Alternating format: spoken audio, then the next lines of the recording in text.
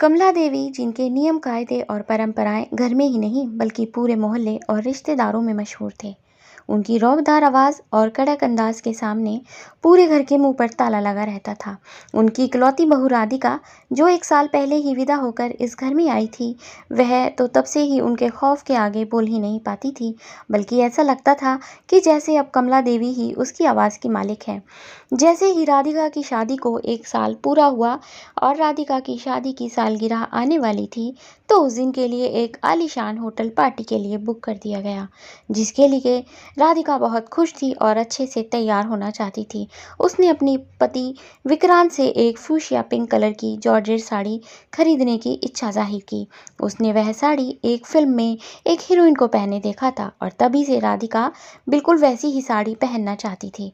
उसने जब साड़ी की तस्वीर अपने पति विक्रांत को दिखाई तो विक्रांत ने भी तुरंत हाँ कह दिया। लेकिन जब वह विक्रांत के साथ साड़ी खरीदने जाने के लिए निकली तो उसकी सास गुस्से से उबल पड़ी और गुस्से में कहा, बिना बताए कहाँ जा रहे हो तुम दोनों?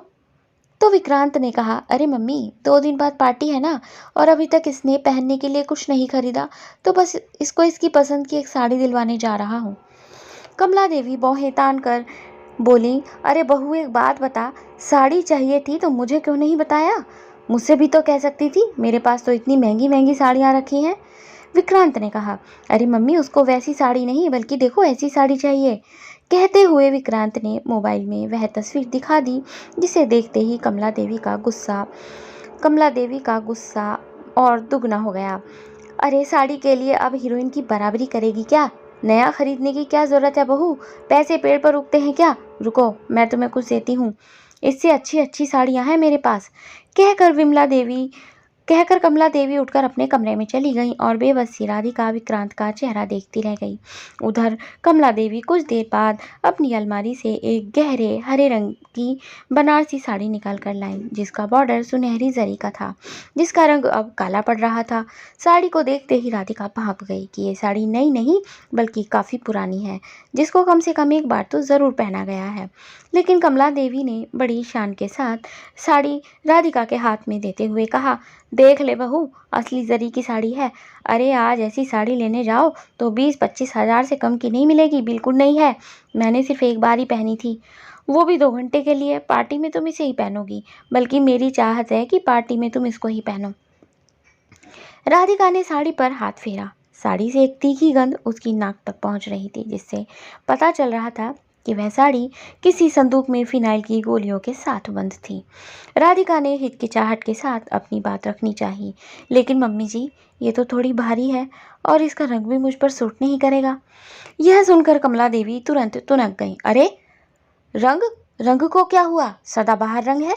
आजकल की शादियों में ऐसे ही चटक कपड़े पहने जाते हैं। अब बहस मत करो और इसको अंदर रख दो। और अब कहीं नहीं जा रहे हो तुम लोग? अपनी सास की ख्वाहिश भी पूरी नहीं कर सकती क्या?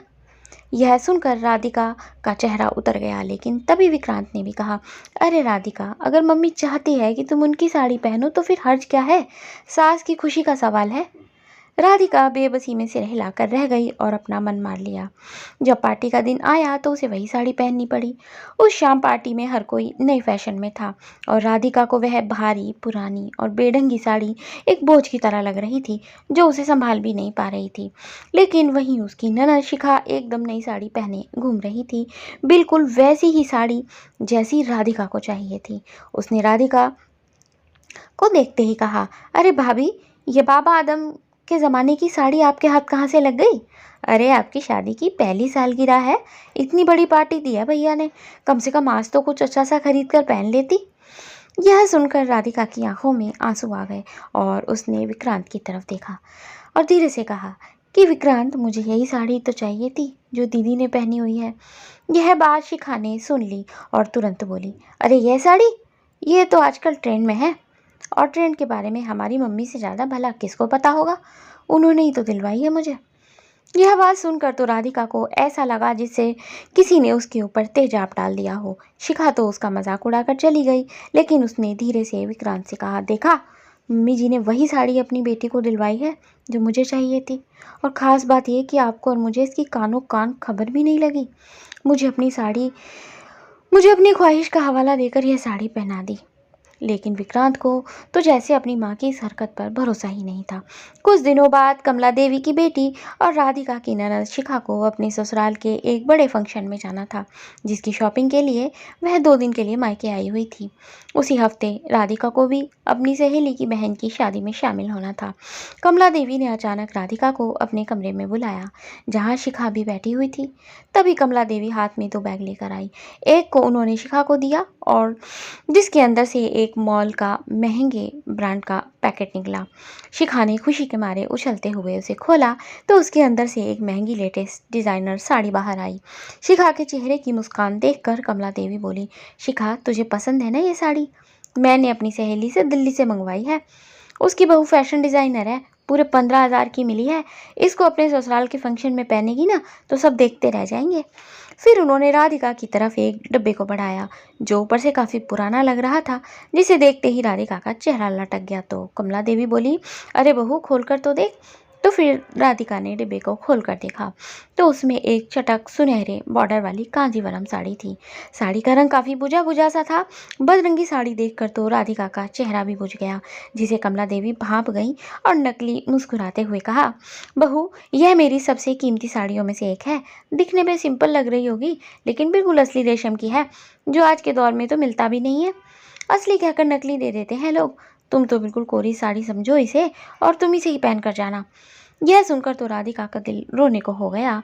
आंखों में आंसू छुपाते हुए वह साड़ी को ध्यान से देख रही थी। तो उसे एकदम से याद आया कि ड्राइंग रूम में जो एक फ़ोटो फ्रेम लगा हुआ है, जो कि बुआ जी की शादी की तस्वीर है, उसमें मम्मी जी ने यही तो साड़ी पहन रखी है। उसका दिल रो उठा कि उसके साथ फिर से वही हो रहा है जो पहले भी किया गया था। फिर तो राधिका का मन टूट कर रह गया। वह चुपचाप साड़ी लेकर अपनी अलमारी की तरफ बढ़ गई, क्योंकि जानती थी कि कड़क मिजाज सास के सामने अपनी मर्जी चलाना उसके बस की बात नहीं थी। जिसके सामने घर का एक व्यक्ति भी नहीं बोलता था, उसके आगे आवाज़ कैसे उठाएगी? पर उसके भीतर एक गुबार जमा हो रहा था, जो अब धीरे धीरे ज्वालामुखी का रूप ले रहा था। उसने कई बार चाहा कि आवाज़ उठाए, लेकिन कमला देवी का रुतबा ही ऐसा था कि ऐसा हो ही नहीं पाया और कमला देवी बार बार अपनी हरकत से बाज नहीं आ रही थी। समय निकलता रहा, लेकिन कमला देवी का रवैया उसके प्रति नहीं बदला। जब भी किसी रिश्तेदार या कहीं फंक्शन में जाना होता तो वह राधिका को कुछ खरीदने ही नहीं देती थी। एक बार राधिका ने चुपके से अपनी भाभी से कहकर एक साड़ी मंगवा ली, जिसको देखते ही शिखा ने कहा, अरे भाभी ये साड़ी तो मुझे बहुत पसंद है, अपनी भाभी से कहना कि ऐसी साड़ी मुझे भी दे दे। तो कमला देवी बोली, अरे दूसरी लेने की क्या ज़रूरत है, क्यों बेकार में उसके मायके वालों पर बोझ डाल रही है, तू यही ले जा, बहू को तो पहनने के लिए मैं अपनी साड़ी दे दूंगी। उस दिन तो राधिका का दिल फटने को हो गया। उसने विक्रांत से कहा तो वह बोला, अरे राधिका बताओ अब क्या किया जा सकता है। अगर साड़ी दीदी को पसंद आ गई तुम फिर कभी अपनी भाभी से कहकर मंगवा लेना, लेकिन अब अपना दिल छोटा मत करो। राधिका जानती थी कि दरअसल विक्रांत अपनी माँ के सामने कभी बोल ही नहीं पाएगा। रिश्तेदारों के हर छोटे बड़े फंक्शन में राधिका को वही पुरानियाँ साड़ियाँ मिलती और नन्हा शिखा को मिलते नए चमचमाते डिजाइनर सूट्स और साड़ियाँ। एक बार तो राधिका अपने लिए चुपचाप खरीद कर भी ले आई, मगर यह बात कमला देवी से छुपी नहीं। उन्होंने तुरंत ही वह साड़ी उठाकर अपनी बेटी को दे दी, ये कहकर कि नंद का ससुराल है, तुम्हारा काम तो कुछ भी पहनकर चल जाएगा, मगर नंद को ससुराल वालों का ताना नहीं मिलना चाहिए। राधिका अब तक चुप थी, लेकिन वह इस रोज रोज के अपमान और शातिर चालों से तंग आ चुकी थी। लेकिन अब उसे एक ऐसे मौके का इंतजार था जब वह कमला देवी के साथ बिना बहस के उनकी गलती महसूस करवा सके, क्योंकि सीधे तौर पर तो बात करके यह आसान नहीं था, बल्कि इससे घर में हंगामा ही होना था। उसे जिस मौके का इंतजार था, आखिर वह मौका एक दिन आ ही गया, जब कमला देवी के जेठ के बेटे की शादी थी। पूरा खानदान, दूर दराज के रिश्तेदार और शहर के नामी मशहूर लोग इस शादी में आने वाले थे। कमला देवी के लिए यह अपनी शान दिखाने का सबसे बड़ा मौका था। शादी के एक दिन पहले हमेशा की तरह कमला देवी ने राधिका को अपने कमरे में बुलाया तो राधिका ने देखा कि उनके हाथ में एक भारी भरकम सुनहरी कढ़ाई वाली एक रेशमी साड़ी थी। राधिका समझ गई कि फिर से उसके साथ वही होने वाला है, मगर उसने सोच लिया कि मैं भी इस मौके को हाथ से जाने नहीं दूंगी। अब सासू माँ के नहले पर दहला जरूर पड़ेगा। कमला देवी ने उसके हाथ में साड़ी देते हुए कहा, ये देखो बहू, ये असली कांजीवरम है जो तुम्हारे पास होगी ही नहीं।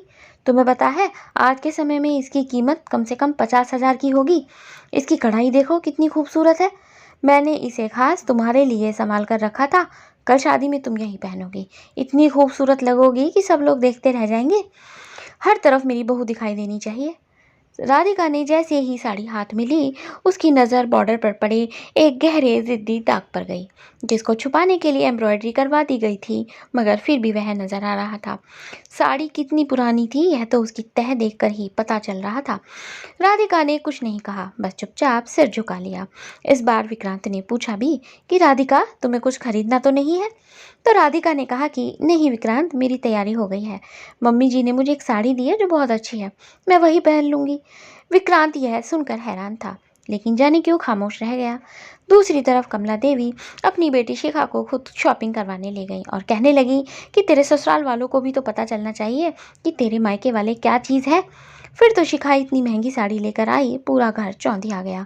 लेकिन राधिका ने इस बार देखकर भी किसी से कुछ नहीं कहा और अपने मन को शांत रखा। उसके मन में बस एक ही बात चल रही थी, बस शादी का दिन आने दीजिए सासू माँ, अब यह आपका आखिरी दाव होगा। आगे से आप ऐसा नहीं कर पाओगी, आगे से आप मुझे खुद ले जाकर शॉपिंग करवाओगी। शादी का दिन आया और पूरा परिवार शादी में शामिल होने पहुंचा। कमला देवी अपनी बेटी शिखा के साथ सज धज कर रिश्तेदारों के बीच बैठी अपनी पसंद और रुतबे की तारीफें बटोर रही थी, जिससे उनका सीना चौड़ा हुआ जा रहा था। तभी राधिका हॉल में विक्रांत के साथ आई। उसने वही पुरानी पीली सुनहरी साड़ी पहनी हुई थी, जिससे कमला देवी ने उसे बहुत महंगी कहकर दिया था, लेकिन राधिका ने उसे बहुत ही खूबसूरत और आधुनिक अंदाज में पहना हुआ था। वह मुस्कुराती हुई विक्रांत के साथ चली आ रही थी और जैसे ही वह वहां पहुंची जहां महिलाओं का झुंड बैठा हुआ था, तो कमला देवी की बड़ी जेठानी की नज़र राधिका की साड़ी पर ठहर गई। ताई जी खानदान की सबसे बुजुर्ग और तेज तर्रार महिला थी, जिनकी नज़र से कुछ बच ही नहीं सकता था। तो भला ये साड़ी क्या चीज़ थी? उन्होंने राधिका को देखते ही चश्मा ठीक करते हुए ऊंची आवाज़ में कहा, अरे राधिका बेटा, तूने कौन सी साड़ी पहनी है? मुझे देखी देखी सी लग रही है, ज़रा पास तो आना बहू। अब तो पकड़े जाने के डर से कमला देवी के चेहरे पर हवाइयाँ उड़ने लगी। उन्हें डर था कि कहीं पोल ना खुल जाए। उन्होंने तुरंत बात संभालने की कोशिश की। अरे भाभी जी, वो आजकल की लड़कियां क्या जाने कपड़े की कद्र। ये बहुत ही महंगी 30,000 की प्योर सिल्क की साड़ी है, जो इसे मैंने कल ही तो लाकर दी थी भाभी। ये एकदम बिल्कुल नई साड़ी है। लेकिन ताई जी ने कमला देवी की बात पर सर को झटका देते हुए राधिका को पास बुलाया। साड़ी के पल्लू को छूकर देखा। पल्लू हाथ में पकड़कर देखते ही ताई जी ठहाका मारकर हंस पड़ी। अरे कमला, तू इसको नई साड़ी कहती है? किसे बेवकूफ़ बना रही है कमला? मुझे अच्छे से याद है, ये वही साड़ी है जो तुम देवर की शादी के में पहन कर गई थी। तुझे याद है वह पान खाते समय तेरे पल्लू पर उसका दाग लग गया था? तब मेरे कहने पर ही तुमने पल्लू पर दाग छुपाने के लिए एम्ब्रॉयडरी करवाई थी। लेकिन हद है कमला, थोड़ा तो ख्याल करना चाहिए था। इतने बड़े फंक्शन में अपनी इकलौती बहू को अपनी 20 साल पुरानी साड़ी पहना दी, और खुद की बेटी शिखा देखो कैसे ब्रांडेड कपड़ों में चमक रही है। मैंने तो कई बार देख लिया, तेरी बहू तेरी ही साड़ियाँ पहनती है। कमला देवी को तो ऐसा हो गया जैसे काटो तो खून नहीं। पल भर में उनकी बात झूठी साबित हो गई। आसपास खड़ी सभी औरतें आपस में खुसर बुसर करने लगी और कमला देवी का चेहरा पकड़े जाने पर शर्म और गुस्से से लाल हो गया। उन्हें समझ में नहीं आ रहा था कि वे जमीन में गड़ जाएं या वहां से भाग जाएं। उन्होंने बहू का चेहरा देखा जो कि हल्के से मुस्कुरा रही थी। औरतों ने उनका मजाक उड़ाया तो उन्हें अपनी बनी बनाई रौबदार छवि एक पल में ताज के पत्तों की तरह ढहती नजर आई। कमला देवी अंदर ही अंदर ज्वालामुखी सी उबल रही थी। वे राधिका पर बरसने ही वाली थी। वे उससे कहना चाहती थी कि पहनने से पहले साड़ी को चेक नहीं कर सकती थी क्या? मगर राधिका उनकी नज़रें देखकर सब कुछ समझ गई कि अब घर जाकर तमाशा पक्का है। लेकिन वह मौके को हाथ से जाने नहीं देना चाहती थी और अपने साथ हुई हर चाल का बदला लेना चाहती थी। उसने बेहद मासूमियत और अंदर से आदर से ताई जी से धीमी आवाज़ में कहा, ताई जी आप मम्मी जी को गलत मत समझिए, उनकी सोच ऐसी नहीं थी। बल्कि मम्मी जी ने तो मुझे कहा था कि आज के दौर में ऐसी शुद्ध और असली चीज़ें मिलती कहाँ हैं, और नए कपड़ों में वो बात कहाँ जो इस पुरानी धरोहर में है। ताई जी, मम्मी जी तो हमेशा मेरी इतनी फिक्र करती हैं कि सबसे अनमोल और कीमती यादें भी मुझे सौंप देती हैं, जो मेरे लिए तो अमानत की तरह होती है। बल्कि वो तो ये भी कहती हैं कि तुम्हें नई साड़ी लेनी है तो नई साड़ी ले लो, मगर मैं मम्मी का दिल नहीं दुखाना चाहती थी, इसीलिए यही पहन लेती हूँ। शिखा दीदी के लिए नई साड़ी उनके कहने पर ही खरीदी गई है, लेकिन मेरे लिए तो मम्मी जी का ये आशीर्वाद ही सबसे बड़ा तोहफा है। भले पुराना है, लेकिन अमानत की तरह है। राधिका की समझदारी ने सारे मेहमानों का दिल जीत लिया, जिसने कमला देवी का सम्मान ही नहीं बचाया, बल्कि उनकी हरकत पर पर्दा भी डाल दिया। अब कमला देवी अपनी बहू से नज़र नहीं मिला पा रही थी। सब राधिका के संस्कारों की तारीफ करने लगे, जिनके सामने कमला देवी खुद को छोटा महसूस करने लगी। वे अच्छी तरह समझ गई कि राधिका ने बिना कोई तमाशा किए बेहद शालीनता से उनकी सारी चालाकी और पक्षपात को पूरे खानदान के सामने नंगा कर दिया है। वह चाहती तो घर में हंगामा भी कर सकती थी, लेकिन वह चुप रही, और आज उसने वही किया है जो किसी को भी पता नहीं चला। इस सब के बाद शिखा ने अपनी माँ के कान भरने भी चाहे। देखा माँ, सबके सामने भाभी ने आपकी कितनी बेइज्जती करवाई। अरे साड़ी को धोकर पहन लेती। तब कमला देवी ने शिखा को डांटा, तू यह भी तो कह सकती है कि अपनी मम्मी से कि अपनी भाभी को नई साड़ी क्यों नहीं दिलवाई। मगर तू यह कभी नहीं कहेगी, क्योंकि तू चाहती है कि मैं सिर्फ तुझ पर खर्च करूं। लेकिन अब मुझे समझ में आ गया है कि मुझे क्या करना है। शादी से लौटने पर घर में अजीब सा सन्नाटा था। कमला देवी का यह कड़क और घमंडी लहजा गायब था। वह चुपचाप कमरे में जाकर सो गई, जिस पर राधिका हैरान थी। अगली सुबह कमला देवी रसोई में चाय बनाती हुई राधिका के पास आई और उनके हाथ में कुछ चाबियां और पैसे देकर बोली, लो बहू, यह घर की चाबियां। अब से सारा घर का खर्च और घर की देख रेख तुम ही करोगी, और इस लिफाफे में पैसे हैं जो तुम्हारे मायके में जो फंक्शन होने वाला है ना, उसके लिए। अपनी पसंद की जो सबसे महंगी और नई साड़ी हो वो जाकर खुद खरीद लेना। राधिका ने धीरे से कहा कि मम्मी जी यह क्या कर रही हैं, आप तो घर की मुखिया हैं। तो कमला देवी की आंखों में आंसू आ गए और वह अपने आंसू पोंछते हुए बोली, नहीं बहू, मुझे और छोटा महसूस मत करवा। मुझे समझ में आ गया है कि मैं कहाँ गलती कर रही थी। मैं अपने घर की लक्ष्मी को इज्जत नहीं दे रही थी, इस कारण कल मैंने अपमान उठाया। लेकिन तेरे कल के बर्ताव ने मुझे सिखा दिया कि सम्मान कैसे दिया जाता है। तू चाहती तो सबके सामने अपना गुस्सा उगल सकती थी, मगर तुमने बहुत समझदारी से स्थिति को संभाला और सबके सामने मेरी इज्जत भी रखी।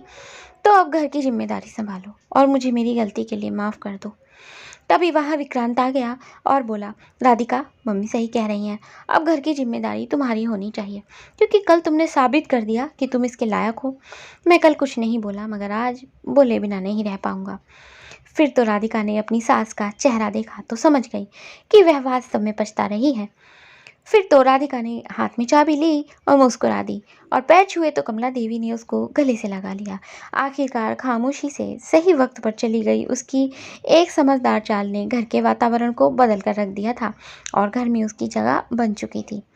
इस कहानी ने हमें सिखाया है कि शांत रहकर भी परिस्थिति को संभाला जा सकता है। हर बात बदले की भावना से नहीं होनी चाहिए। दूसरी बहू दूसरे बहू और बेटी में कभी फ़र्क नहीं करना चाहिए। बहू को भी उसकी जिम्मेदारी संभालने का मौका देना चाहिए।